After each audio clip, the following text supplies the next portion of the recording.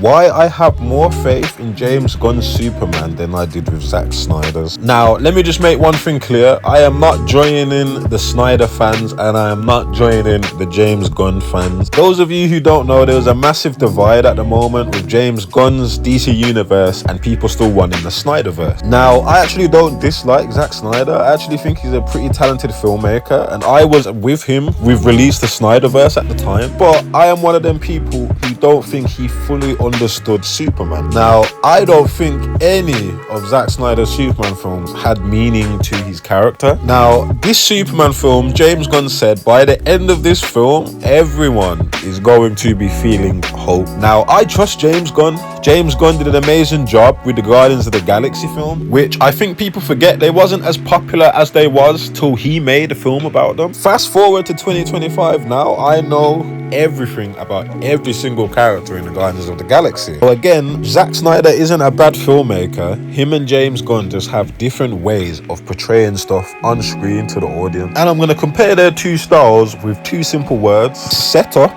and payoff. At the end of Guardians of the Galaxy Volume 2, the very last shot of that film is of Rocket the Raccoon watching the fireworks at Yondu's funeral. The prior film, Guardians of the Galaxy 1, hinted at there being more to the Rocket Raccoon character and his tough exterior. So me naturally paying attention and noticing this, I just automatically assumed in my own head that Guardians of the Galaxy 3 is going to be about Rocket Raccoon, because that's what the final shot of the film was trying to communicate to me. Now, when the third film actually comes out and it is actually about Rocket Raccoon, if anyone's been paying attention, they're just paying off what has already been set up. Well, James Gunn is set up, payoff. It's a simple formula. Now, at the end of Batman v Superman, Superman is seemingly dead after he lost his fight against Doomsday. At the end of the film, Superman has been given a funeral and has been laid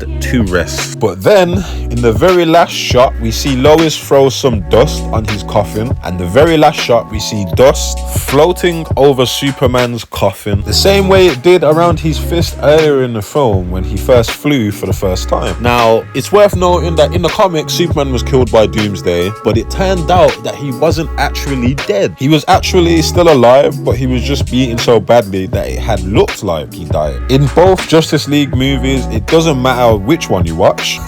It turns out that Superman is actually pretty much very much dead. He needs to be revived with a mother box, which is pretty much Jesus at this point. You know what I mean? It's a Deus Ex Machina. But as for the dust floating over Superman's coffin, no explanation is given to why the dust was floating over his coffin. So at the end of the film, that very last shot, that last image we was left to ponder over until the next film was simply meaningless. No payoff whatsoever. Another failed payoff. In the source material, Superman wears the black suit because it's like a big solar panel that helps him absorb the sun's radiation and rays more than his normal red and blue suit, so he could get back to full strength and whatnot. In Zack Snyder's Justice League, he's not wearing the suit for any other reason than black suits just look cool. I mean, I don't get it. He could have been wearing his red and blue suit in this scene. It wouldn't have made a difference. But again, no explanation was given for that. And just to throw this in there, the last Zack Snyder film I watched was guilty of the same thing. Army of the Dead on Netflix. There's this guy called Vanderhorn with like this massive circular saw with this lion on the front of it.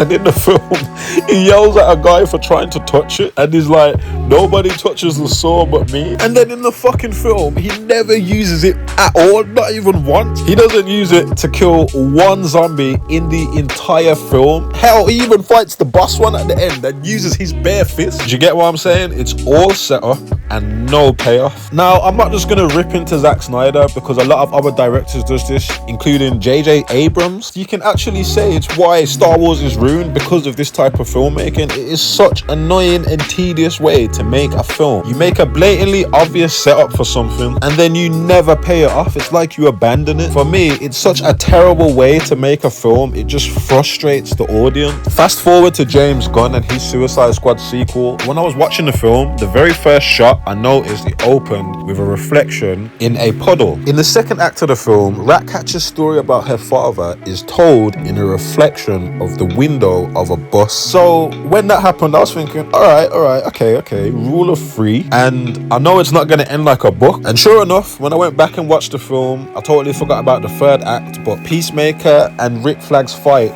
was taking place in the reflection of Peacemaker's helmet. So in the end, I was rewarded for paying attention.